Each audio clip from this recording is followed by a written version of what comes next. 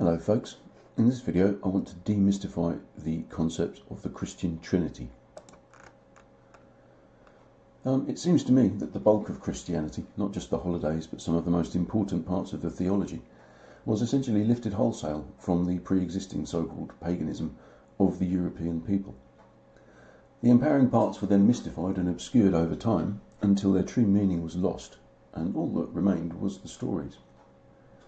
The thesis of this video is that the Christian Trinity was derived from the concept of the four elements.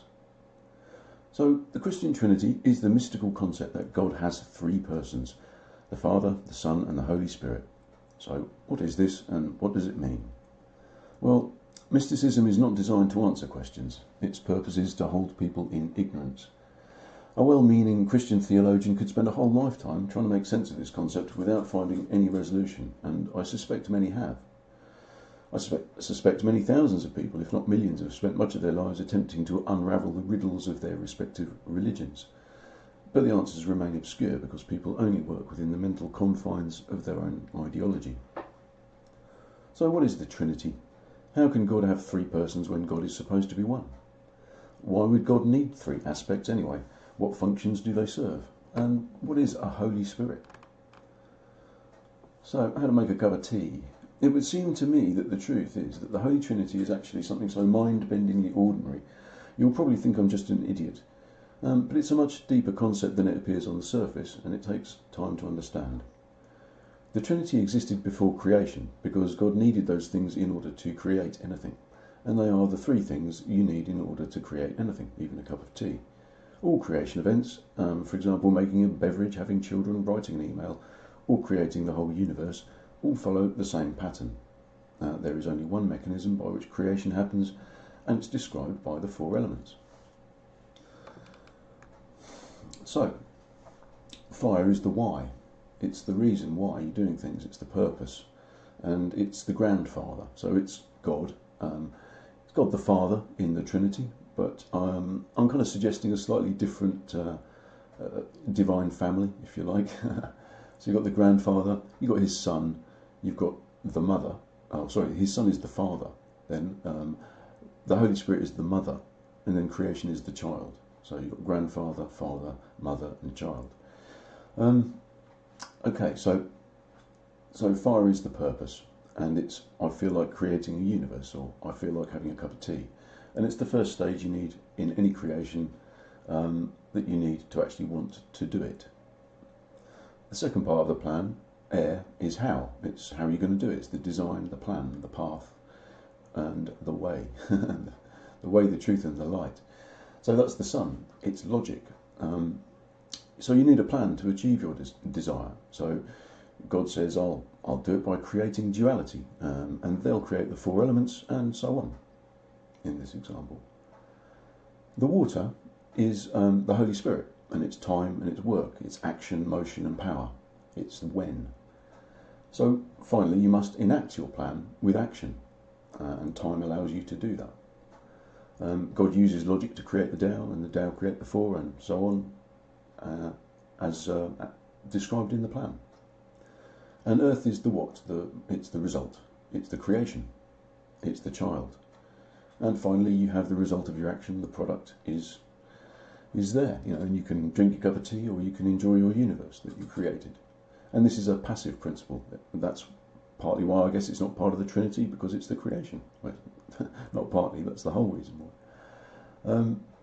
And God saw that what he'd created was good, or, I had my cup of tea and it was nice. So this is the true Trinity, and as I say, it's completely mundane. It's extremely simple, but if you think about it, these concepts are actually extremely deep and powerful. And they are kind of gods, because concepts are gods. They're not material things. Material things are created from concepts. So this is the real Trinity: purpose, logic, and work. Father, Son, and Holy Spirit. The three things that you need in order to create something. It's as simple as that. That is the universal process of creation. God made it really simple because he wants people to find it. And if this is all true, it certainly seems that way to me. But I'm not infallible. Then it logically proves God's benevolence. Nothing has been hidden from us. You can't hide the truth. You can only persuade people not to look at it. So God is will, desire, love. He's the purpose, he's why. Christ is logic, reason, thought, the plan, the path and the way, the how. And the Holy Spirit is work, action, cycles, it's yin time, it's when. And altogether they create creation, which is the passive result. And I know this, totally breaks mysticism, but there's more. So the Holy Spirit is the circle, it's zero. It's the spirit with the hole in the middle, the empty spirit, it's zero. Zero doesn't exist. It's another one of those incredibly deep and strange concepts that are a necessary fiction that helps describe reality. Concepts of spirits, zero is a concept. It's a spirit that is the foundation of cycles, but it doesn't exist. It's a bit of a paradox. Without the pseudo number zero, there could be no maths of the circle, the sine wave. The circle or cyclic time is yin to real linear time. It's a relative illusion, just as the number zero is an illusion compared with the number one.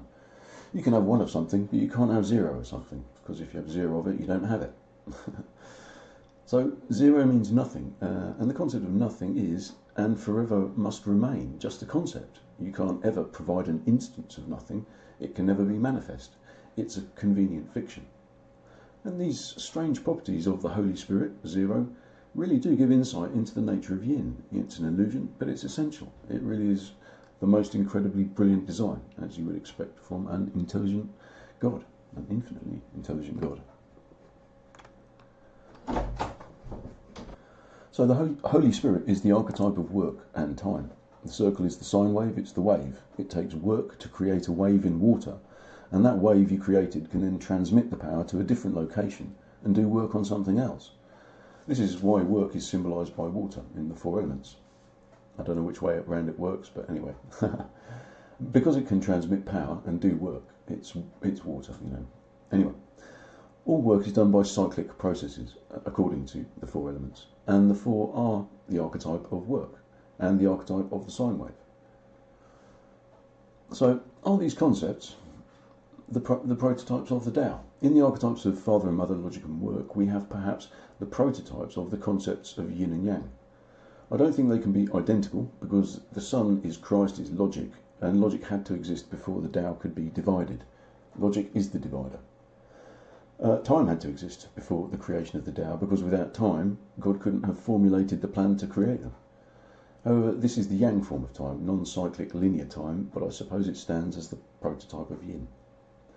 The Tao are the creation. They are the earth level, the product, so they can't be part of the Trinity. But the whole of reality is created with mirrors.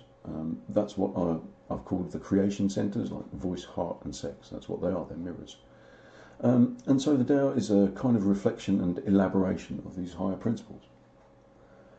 Anyway, I hope that sort of covered it and it made it clear and it wasn't too confusing. If you've got any questions, you can always ask a comment. Thanks for watching. I'll catch you later, guys. Cheers.